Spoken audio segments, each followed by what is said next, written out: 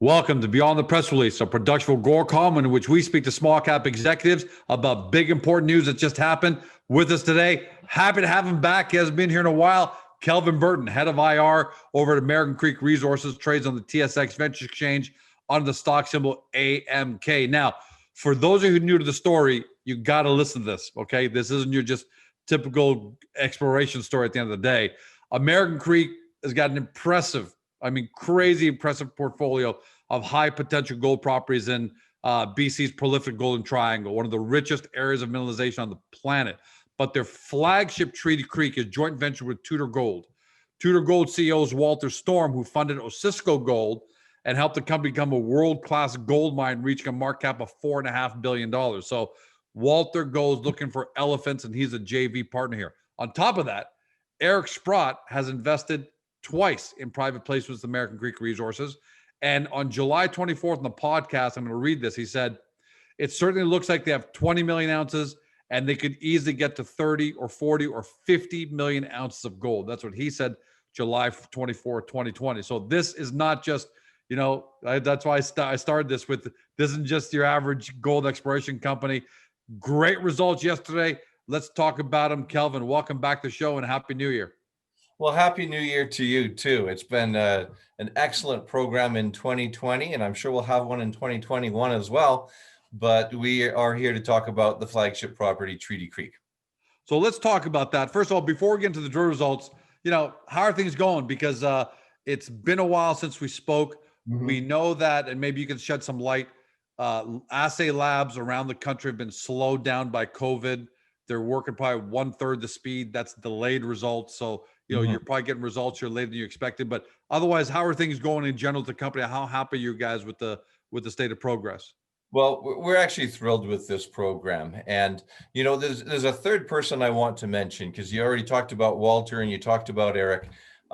There's another key individual involved, and that's Ken Conkin. And he is the one, the geologist running the show.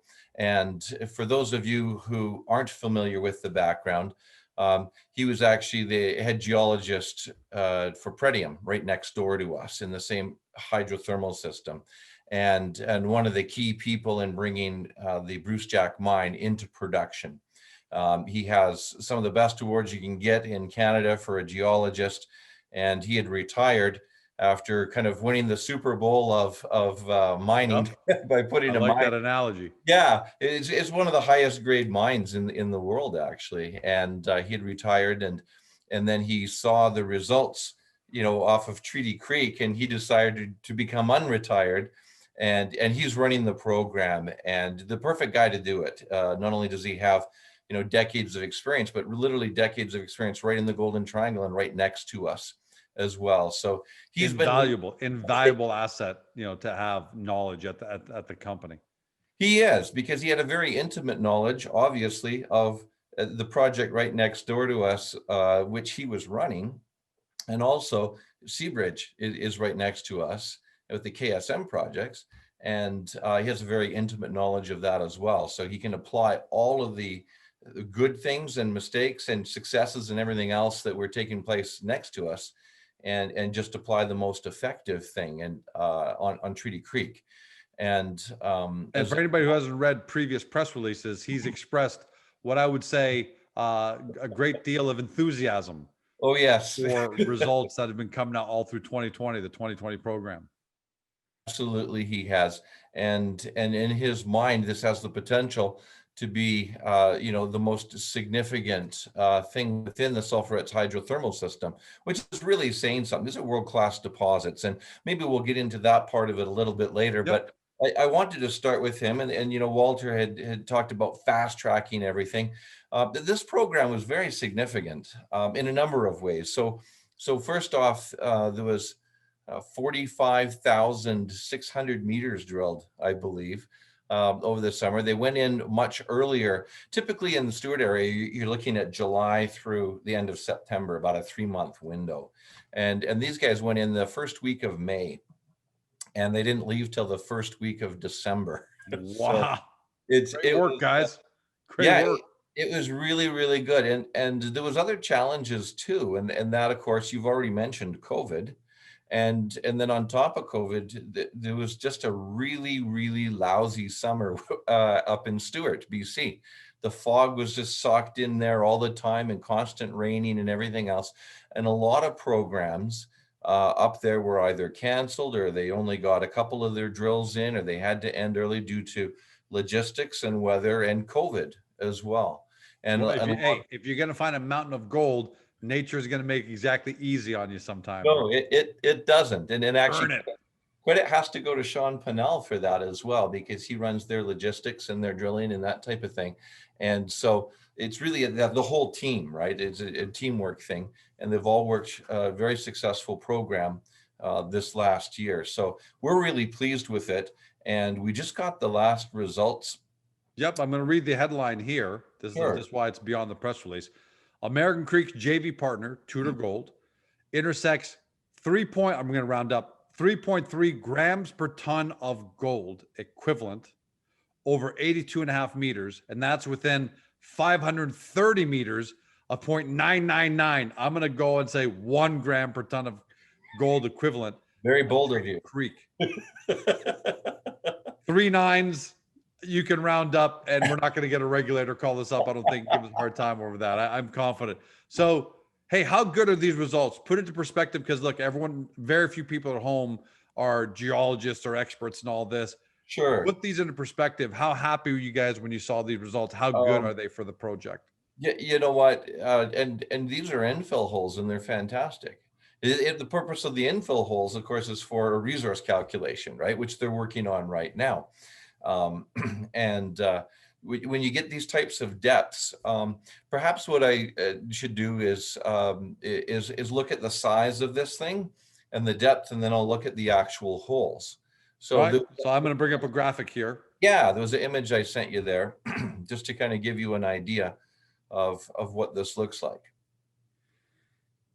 Okay. Give me a second here. Sure.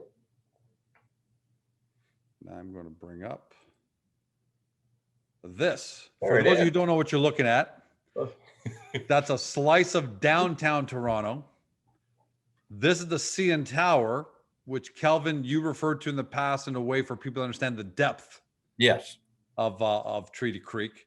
Yeah. But you've delineated this unbelievable zone here, just to show us how big Goldstorm is. So tell us what we're looking at. Well, yeah. So I've used the CN Tower many times, just because people have an understanding of how big or tall that is for depth. And then I thought, well, I wonder what Goldstorm would look like in its current form in downtown Toronto. So yeah, if you take the Peter Street, which turns into Blue Jays Way, right on the corner of Rogers Stadium there, and you go out to the coast, and then you just follow the rail line going east, and then you go back out. That's Yonge Street, actually, is what it gets to on the other end. That's about 1,230 meters, and we think the Goldstorm right now is about 1,250, so it's almost exact. And then back out to the water there, which ranges on this image between about 550 meters to 650 meters in width. So if you take that kind of block there, and then and I mean, that's big for anybody who knows Toronto. That's probably gonna be a lot of people, especially people who visit here. That's massive. And kudos to you, by the way, because typically people show a photo of the project on a mountain or somewhere and have these red lines. You have nothing to give your perspective, but this is amazing to give you perspective how big just Goldstorm is. Yeah, and in terms of depth, the system. We're at 1,400 meters, and there's still mineralization there, right? That's 2.5 times the CN Tower there. And so, but there's a critical zone there called the 300 zone. And that's kind of the first 300 meters close to surface down. And it's an enriched area, and potentially suitable for open pit design. And so we believe that 300 zone is in and around 1 gram per ton gold. And so if you look at that would be about halfway up the CN Tower in terms of depth, but the actual system goes much deeper than that. Perhaps if you were to look at the next image that I sent you, we can look at here. some of those actual numbers there. But Let me make sure I don't click on the wrong image here. well, that's the right one. You got it. We're playing image roulette right here. Bang. Okay, we're good. What are we looking at here, my man? So, here we have another image of Toronto, and you can see the height of the CN Tower much better on this kind of level, and how it just towers over top of everything. It's equivalent to about 147 stories is what that is. And as far as these drill holes go, I'm not going to go over all of them. I'm just going to go over the two that were in this last press release, and they're the two that you just mentioned here, and that's number 91 and 92. All right, so let me highlight. I can't highlight here, but there's 91 right here. Yeah, and again, as you just mentioned, it's almost well. Here's the cool part is this one is not the one you mentioned. This is another one, and this one. Let me just for everyone. 0.85 grams per ton of gold over 1,033 meters, including 1.11 grams per ton of gold over 533 meters. I mean, that's just massive. No, am I missing? But maybe I shouldn't be the one putting it in perspective. I'm excited when I see it, but you tell us, how big is that? Yeah, sure. Well, again, just looking at the image, and the reason why I threw the image on here is because, we're just over a gram for literally about the height of the CN Tower there, but it's really part of something that goes almost twice that deep at just under a gram, which is just incredible. And then the one that you did mention is right below that, number 92. And we basically have, another gram over the height of the CN Tower. And then we have this 82-meter section. And just so you know, if you're looking at the CN Tower, kind of above the observation deck there, up to the very peak is about 100 meters. And so we have 82 meters of 3.3 grams per ton gold. And if you just look down, this. By the way, for everyone at home, Kelvin, those are what number? What's the base? How does it compare to the base grams per ton number that of gold equivalent that you would need versus what you're getting there with the 3.3? Yeah, sure. So, interesting question. I'll just put it this way: that the average mine in the world mines at about 1.06 to 1.1 grams per ton gold. So we're right there. So yeah, we're right there. There's mines in northern BC that are mining at 0.67 grams per ton gold equivalent, and they're profitable.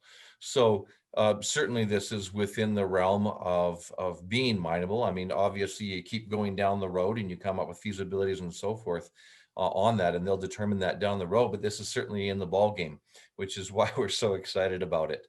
And pretty much any of the holes listed here or other ones that you'll see where you have higher grade intervals, most of those are from the surface.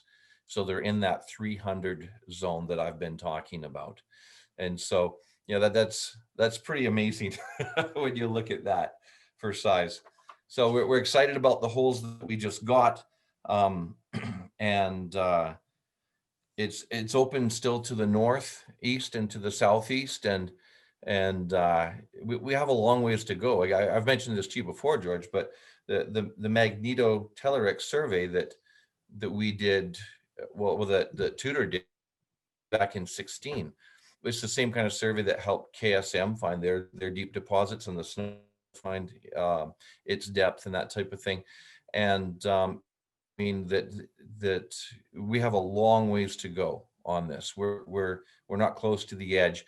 It's been accurate so far. I hope it continues to be accurate. I can't tell you it's going to be, but there's certainly potential for this to be far larger than what it is. And we're even excited about where it is, but it could be bigger than that.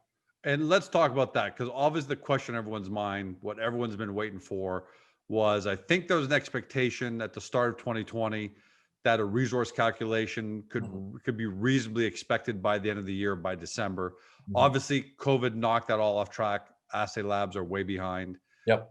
So here we are in January. What is the word? What's the what are you guys telling people about when that resource calc? Because look, Eric Sprott is saying it certainly looks like they have 20 million ounces, could easily get to 30, 40, or 50 million ounces. So people are anxious, holding their breath. What update can you give us there? Sure. Obviously, I don't have hard numbers because it's not on my ball court. But we're looking at the next few months is what Tudor has said. And as far as size is concerned, again, I can't predict that. I know that in No, public, more timing. It was more timing I was asking. yeah, yeah, Definitely wouldn't ask you about size. I mean, yeah. I'd like to, but I know you can't say anything. And it comes out when it comes out, and we can't determine that, but I think it'll be very significant once we do. I think we'll be included in a lot more materials because we'll have a definitive number, right, of what's there. And so I do want to talk a little bit about what's there and the potential. So there were 3 holes that were drilled not on the Goldstorm zone that we were just talking about. There was 3 holes on another one called the Perfect Storm. And there's an image here that I just want to take a quick. Which on its own can be, bigger, not big, is like rivaling Goldstorm, right? All Well, the talk actually, we've had yeah, right now is about Goldstorm. it looks like it has potential to be bigger than Goldstorm. That's unbelievable. And I'll just talk about it briefly. So it's called the Perfect Storm zone, or they call it PSZ, I guess is the abbreviation for it. But going back to the geology of this whole system and back to Ken Conkin, he talks about the rhythm of the system and the sequencing and everything else. And as you can see on this image here, starting at the bottom, and which is south and going north, you can see there's this string of pearls is what he calls them, right? Starting with the Kerr, the Sulphurettes, the Mitchell, the Iron Cap. And then we have the Goldstorm listed there. And each of these are about 2.5 kilometers approximately apart. Goldstorm's about 5 kilometers away. And then in between those is where the Perfect Storm is. So it has all the same characteristics as these other deposits have had, but just hadn't been drilled yet. So it's along the I mean, but it's sitting there right dead smack in the middle. It is. It's and geologically, there's actually very specific reasons why it should. It's along what we believe to be the extension of the Sulphurettes hydrothermal fault line, and it's also along the Kaiba line, which is a very significant marker between 2 different types of bedrock geology where these big deposits are found, and it has the right type of geoclastic sequencing and that type of thing on it. But as Ken pointed out, it's just in the right spot. I mean, all us non-geologists at home, yeah, it's just staring in at the this right image spot. right now, can say that looks pretty great to me. It's in between Iron Cap, Goldstorm. I mean, can't be any better situated. What happened this year with that was that there was 3 holes that were drilled, and all 3 of them came back mineralized. And one of the issues is they didn't have permits to drill where they wanted to drill. So they kind of drilled as close as they could, which wasn't really the ideal spot. But in all 3 of them, they actually hit wide bands of mineralization in there. In this case, about 0.5 gram per ton gold. But again, they were kind of just on the edges of what they think is going to be there. So there's just tremendous promise in that deposit. You'll see on the same image here, another one called PS2 with a question mark.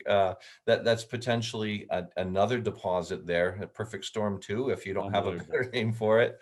And so again, it's all part of this incredibly large hydrothermal system that reaches right from the southern end of both Pretium and Seabridge's property and goes up to where we think about the PS2 is.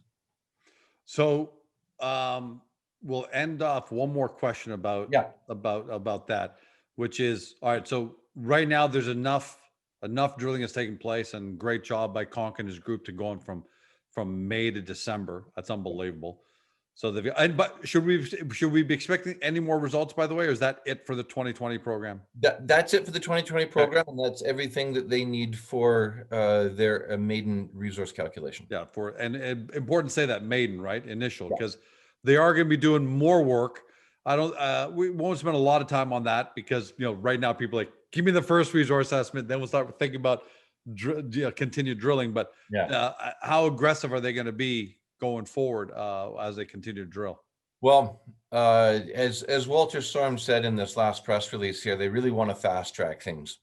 And so And they explained a few things in there that they're going to do in terms of their permits for explosives and so forth to be able to have avalanche control, to allow them in just as early as possible. So, I expect at least the beginning of May, perhaps even earlier. We'll have to see.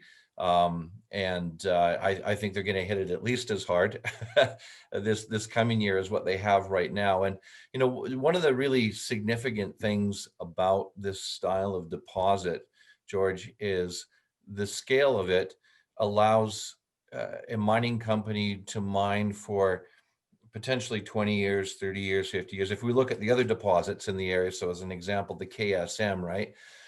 They have a 50-year mine life, plan in place. And one of the issues with that right now is this talk about peak gold, right? And are we at peak gold? Aren't we? I don't know that I know the answer to that, but I know that the large deposits are becoming harder and harder to find, and more remote and more costly, and they're just not getting them the way that they used to. And so this one sits in a very unique position in that way. A lot of deposits that are being developed now, they're designed to last between 7 to 12 years, right? Even the one that the Osisko had, the Malarctic mine, because you already brought that up. Walter Storm was involved in that one, right? It had a 10-year, shelf life on it. They've managed to extend it a couple of years, but these are the kind of ranges that, and so to have something that has the potential to be generational, To opposed outlive all of us, knock on wood. to outlive us, From my deathbed, I'll be telling my kids, don't sell the American Creek. So Don't you dare sell.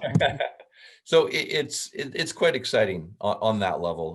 There are other huge deposits out there, but almost without exception, they're found in AK-47 jurisdictions, or they're found in very, very poor logistical situations where your capex can just be through the roof.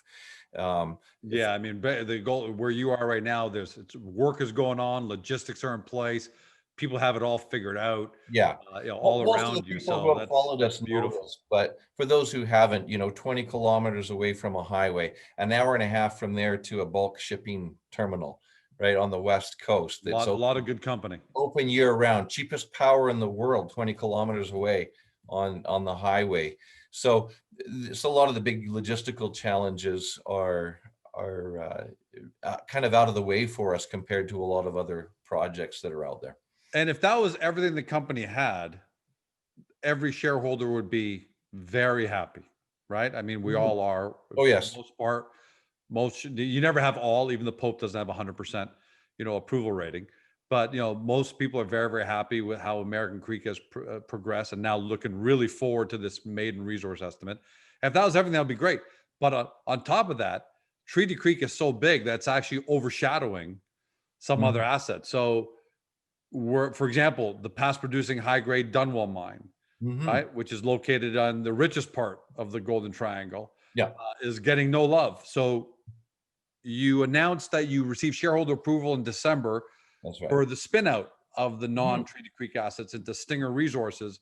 How's that looking? I know it looks like you're aiming for end of January. Maybe any update there on, and that's going to be a nice bonus for American Creek investors, right? They're going to get a bonus there. Absolutely. We kind of decided to create a subsidiary the long and hard and expensive way, but that allowed every shareholder to benefit from that because they don't have to buy into the new company. They just own a pro rata percentage in Stinger that they already have in American Creek. So there's a lot of details for that in terms of everything from its ticker to when the cutoff be as to buying American Creek shares and getting some Stinger as well. Actually don't have those dates yet, simply because the two areas that we work in, both legally and with the exchange, just due to COVID, it's just a slower process than we were hoping to know by the end of last month. I'll tell you what, when we do find out, we'll do a press release and we'll do another interview with you. Maybe I can get Darren to do the next one. Well, that would be just dandy, But just in the for us. meantime, Just for us, right? Everyone who buys American Creek is also going to get Stinger shares as well. And there's a lot of great projects that are going to be within that company. and it can grow on its own. And then we'll have Treaty Creek growing within American Creek, and you're going to benefit both ways. Yeah, that's always a benefit. So, and a great bonus, especially for all the American Creek shareholders who've been around since the darker days, right? There was Long time. there were times when things were bleak, and now, congratulations to all of them. We've been around for a long time, but there are people watching this or listening to this that have been around for even longer. That's right. So, congratulations to all of them. Kelvin, thanks so much for joining us today. Amazing update. Looking forward to a really eventful 2021, especially this first few months here. Yeah. We're going to see the spin of Stinger at some point. We're going to see the maiden resource estimate. So the first few months here of 2021 are going to be really exciting, and we're really happy to be a part of it with you, and can't wait for you guys to come back on. Thanks so much, George. You've been watching Kelvin Burton, Head of Investor Relations at American Creek Resources, trades on the TSX Venture Exchange under the stock symbol AMK. You've heard what he's had to say, and maybe even listened to what he's had to say via podcast. But do your due diligence. It's early January. There's a lot going on with American Creek, as you can see. Great partnerships, great investors in the likes of Eric Sprott. So it's up to you now. Do your due diligence, and hopefully discovered your next great small cap junior resources company. Thanks for joining us. Have a great day. See you next time.